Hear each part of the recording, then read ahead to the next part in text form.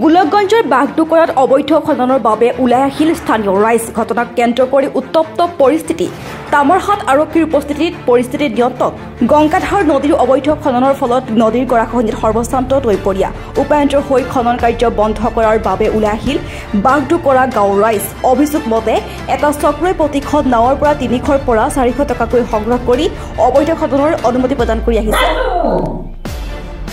প্ৰতিদিনে ৫০ৰ পৰা ৭০খনকৈ নাৱে শিল বালি খনন কৰাৰ ফলত গৰাখহনীয়া তীব্ৰগতিত বৃদ্ধি পাইছে। ফলত সৰ্বশান্ত হৈ পৰিছে নৈপৰীয়া ৰাইজ। স্থানীয় ৰাইজে খনন কাৰ্য বাধা প্ৰদান কৰা দুয়োফালৰ মাজত উত্তপ্ত পৰিস্থিতিৰ সৃষ্টি হয়। ঘটনাস্থলীত তামৰহাট আৰক্ষী উপস্থিত হৈ পৰিস্থিতি নিয়ন্ত্ৰণ কৰে। ইপিনে স্থানীয় ৰাইজে খনন কাৰ্য বাধা প্ৰদান কৰিবলৈ যোৱাত খনন কাৰ্যত ব্যৱহৃত বহু নাওগৰাকীয়ে নাওলৈ পলায়ন কৰে। হয়, আমি বাগডোকৰাবাসী সকলোৱে আজি মিলি কিনে গৈ নৌকা যেটো অবৈধ খনন চলি আছে সেইটো আমি প্ৰতিৰোধ কৰিবলৈ আমি গোটেই হয়তো কিমান ৫০জন মানুহ এনেকুৱা গৈছিলোঁ, গৈ কিনে সেইটো বাধা প্ৰদান কৰিছিলোঁ। তাৰপিছত সিহঁতে কিবা মোৰ জনা মতে বন বিভাগ হয়তো পুলিচ ডিপাৰ্টমেণ্ট সেইবিলাক মেনেজ কৰি সিহঁতে চলাই আছে। কাৰণ ইমান ১৫ মিনিটৰ ভিতৰতে সিহঁতে পুলিচ মাতি আনিলে। আনি কিনে আমাক কিয় বাধা দিব লাগে? আমাৰ যিটো গৰাখহনীয়া আমাৰ মাটি বাৰীটো নদী ভাঙি লৈ গ'ল। আমি এতিয়া ঠাই নোহোৱা হৈ আছোঁ আৰু কি।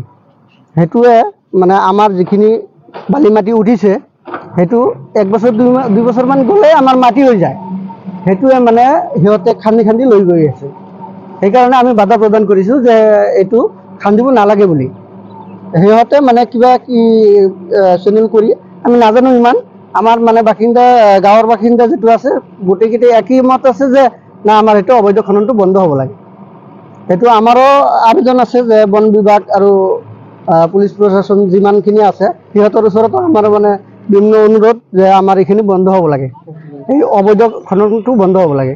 কিবা ধন সংগ্ৰহ কৰি অবৈধ হ'ব? হয়, আমাৰ শুনা মতে আমি শুনিছোঁ যে কিবা এটা নৌকা প্ৰতি সিহঁতে কিবা ৩০০-৪০০ টকা এনেকুৱা লৈ আছে। আজি আমাৰ বাগডোকৰা গাঁও ইমান পিছপৰা গাঁও নদী ভাঙ্গন এলেকা হয়। তো আমি ইয়াতে অবৈধ খনন চলি আছে, নৌকা অবৈধ খনন চলি আছে।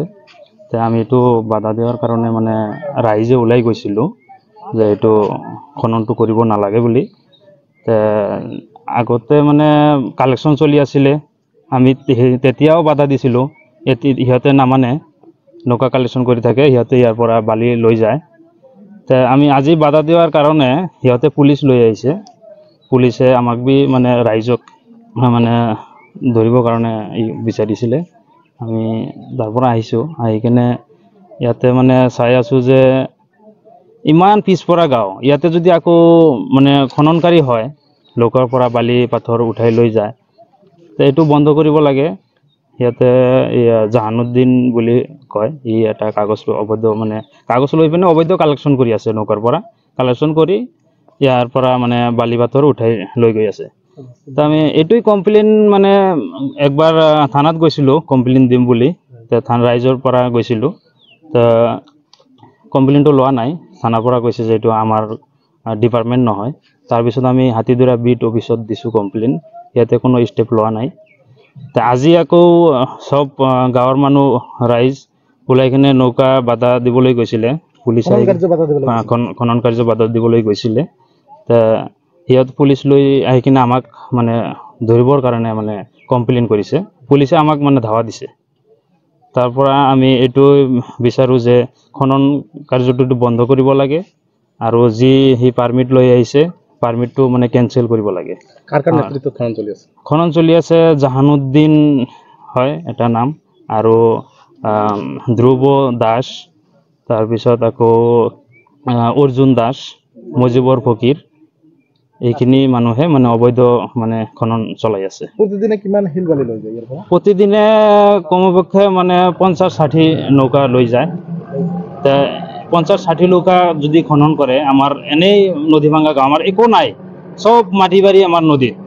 তো সিহঁতে যদি আকৌ খনন কৰে, আমি ইয়াৰ পৰা ক'ত যাম? ইমান দিন হ'ল নদী বান্ধ দিয়া নাই। আমি বান্ধৰ কাৰণে কৈছিলোঁ, তো চৰকাৰে কোনো পদক্ষেপ নলয়। তো সেইকাৰণে আমি ৰাইজৰ পৰা ওলাই আহিছিলোঁ যে খননকাৰীটো বন্ধ কৰিব লাগে। খননকাৰীটো বন্ধ কৰিলে আমি অলপ মানে যদি মাটি বাৰী আকৌ মাটি যদি ওলায় নদীৰ পৰা সেইকাৰণে আমি আজি ৰাইজৰ পৰা বাধা প্ৰদান কৰিছোঁ। কিবা ধন সংগ্ৰহ কৰে নেকি নাওৰ পৰা? ধন সংগ্ৰহ কৰে কিমান কৰি? 300 সৰু লৌকা আৰু ডাঙৰ লৌকা 400। কোনে লয়? গোলকগঞ্জৰ পৰা সুদেৱ বৰ্মনৰ ৰিপৰ্ট এনি লাইভ।